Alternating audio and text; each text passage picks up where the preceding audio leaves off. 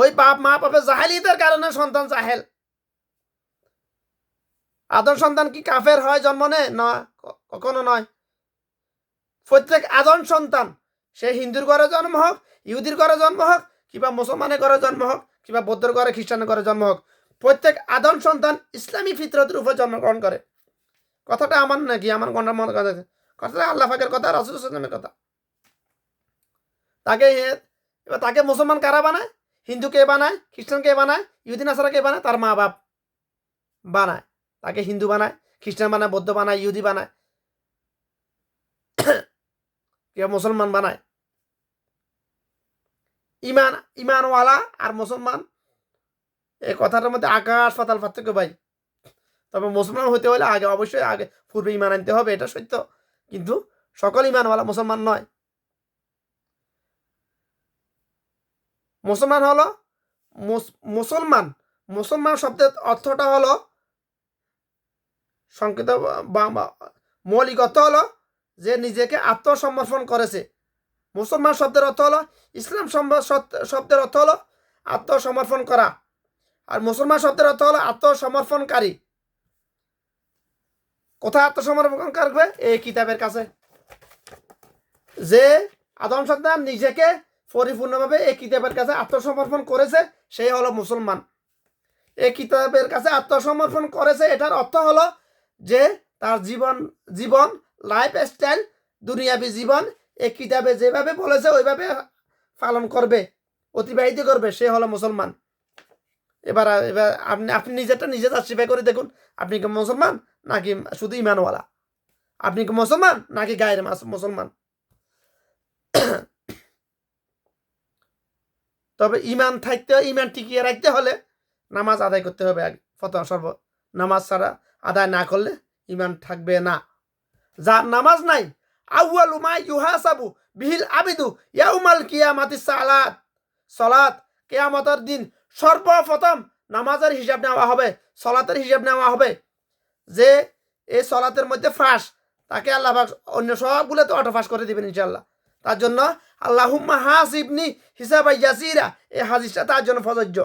যে সালাতের হিসাবের মধ্যে ফাঁস, যে সালাতে আটকে যাবে সে সব জায়গায় আটকে যাবে।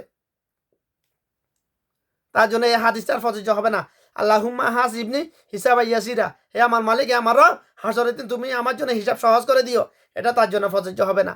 আল্লাহ রাসূল সাল্লাল্লাহু আলাইহি ওয়াসাল্লাম এই দোয়াটা করতেন নিজে। তিনি যার আউয়াল আখের সব গুনাহ মাফ, তিনি যদি এই দোয়া করতেন তাহলে আমাদের কতবার, হাজারবার করা দরকার।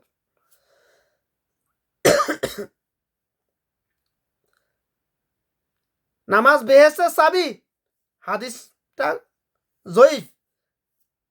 ইমান বেহেশতের চাবি। যার ইমানে নাই তার নামাজে কি হবে? আর তার তো কোনো হিসাব নিকাশ নাই। হিসাব আছে না, যেন এরকম নয়। যার ইমান নাই সে বিনা হিসাবে জাহান নামে।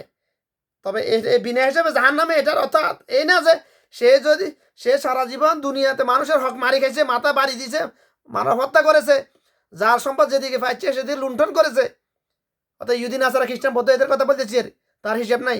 না, মানুষের হক তাকে আদায় বুঝাই দিতে হবে, তারপর সে জাহান্নামে যাবে।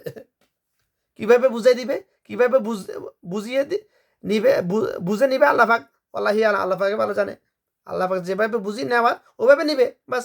এটা আমাদের বোঝার বিষয় না। তবে যার নামাজ নাই তার ইমান নাই, যার ইমান নাই সে বিনা হিসাবে জাহান্নামে।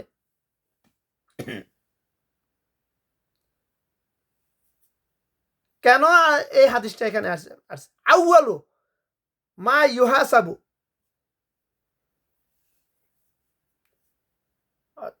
বিহিল আবেদু ইয়াউমাল কিয়ামাতিস সালাত। এই হাদিসের অনুবাদ কয়েক রকমের হয়, ব্যাখ্যা কয়েক রকমের হয়, অনুবাদ একরকম। কিয়ামতের দিন সর্বপ্রথম সালাতের ইজাব নেওয়া হবে। হাসরের দিন সালাতের হিসাব পরিপূর্ণভাবে বুঝিয়ে দেওয়ার আগ পর্যন্ত তার অন্য কোনো হিসাব নেওয়া হবে না।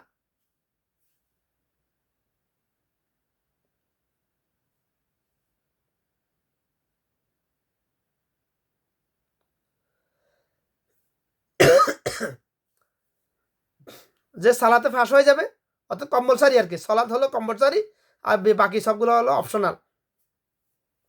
যে সলাতে ফাঁস, অপশনালগুলোতে অটো ফাঁস হয়ে যাবে।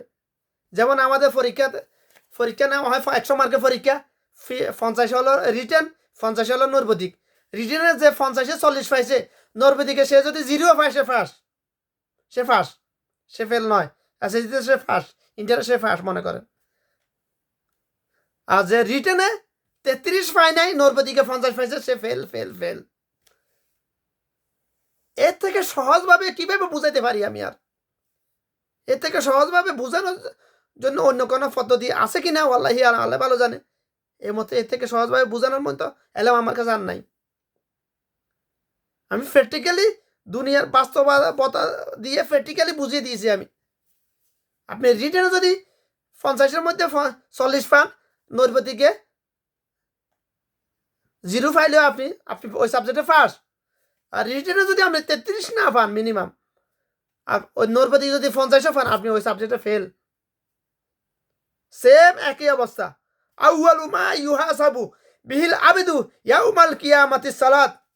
আপনি যদি হাসরের দিন যখন আল্লাহ ভাই সামনে দণ্ডায়মান হতে হবে হিসাব বুঝিয়ে দেওয়ার জন্য দুনিয়ার জীবনের, আপনি যদি সলাতের হিসাবের মধ্যে ফাঁস হয়ে যান, বাকি সবগুলো অটো পাস করে দিবে আল্লাহ পাক ইনশাআল্লাহ।